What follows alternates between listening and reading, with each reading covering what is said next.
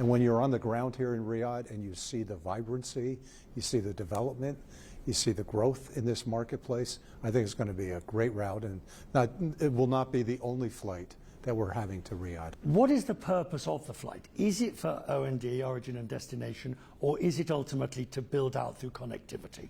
Well, I think it's to bring U.S. consumers, business, leisure travelers to Saudi Arabia and to Riyadh specifically. You were late to the region. Mm-hmm. I think even you might agree. And by the time you'd looking for dance partners, the other carriers, except for Ed, were pretty much in bed with somebody else.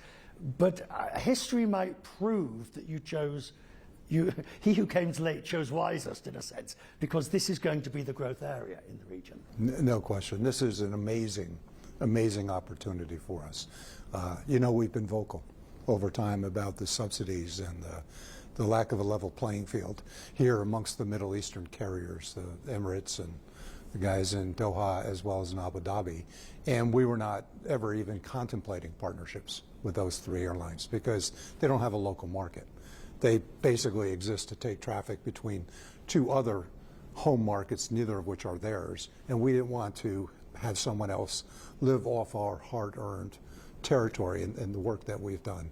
Waiting and actually having the opportunity, and we've been working on this for a couple of years with the PIF as well as Tony and the Riyadh Air team for the right opportunity in a country that has a very large home market, that has where the commerce is. People don't appreciate that Riyadh has 4 times the GDP that Dubai has as a city.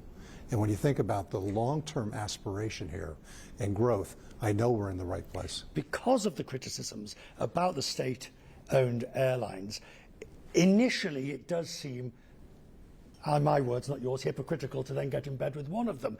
But you're telling me that it's the distinguishing difference, because Riyadh Air is state-owned to a bit. Of course. But you're saying the distinguishing difference is the size of the domestic market in Saudi.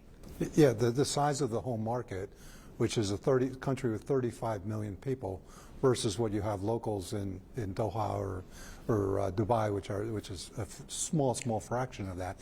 Secondly, I know the team at Riyadh Air is destined to prove their own weight. I mean, obviously, with PIF starting them, they're going to require a considerable amount of startup investment. I think that model is going to be very successful and very profitable for PIF. The premium market. It's quite a contradiction, isn't it, that actually it's all about premium now. Yeah. Not only for business travelers who traditionally have gone premium, but this premium leisure. You and I have spoken about it last time when we were in Atlanta. This premium leisure is crucial as well. We live in the experience world, the experience economy, and people are willing to invest far more in themselves than in what they own. We've seen behaviors change, particularly amongst those at the upper income stratas. This is the #1 decision that they have for discretionary dollars, is to go into travel and to experience. And that could be an international trip to Riyadh, or it could be a great restaurant in their home market. Does that create certain revenue issues or revenue management issues? Because they want the front seats. And yet the business traveler also does. But actually, in some ways, premium leisure is taking over from business. You tell me what you're seeing. Well, premium leisure many times pays us more than what our business travelers. Business travel is really important, and Delta's the very best in the business at it. The corporations get a meaningful discount because they buy in such volumes. So when you look at it on a yield basis, seat for seat, premium leisure many times actually is willing to pay far more than corporations will. Air traffic control issues in the US at the moment. You're a victim, like everybody else, in a sense, of the government shutdown. There's nothing much you can do about it other than hope it ends soon. I hope so. Hopefully in the next couple of weeks. It has to.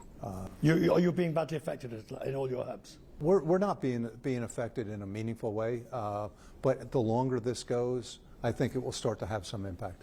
Are you seeing any reluctance inbound to the US of people who do not want to travel to the US, either because they fear an unfriendly arrival experience, or they just simply, based on geopolitics, they don't want to visit America? We've seen some avoidance this year. I mean, besides Canada, which is obviously... Yes, right. No, we've seen some avoidance. We have backfilled it with more Americans heading out because the desire, the demand for U.S. to go abroad is high. 80% of our point of sale is turning into be U.S. Point of sale for international. But yeah, we've seen some of that.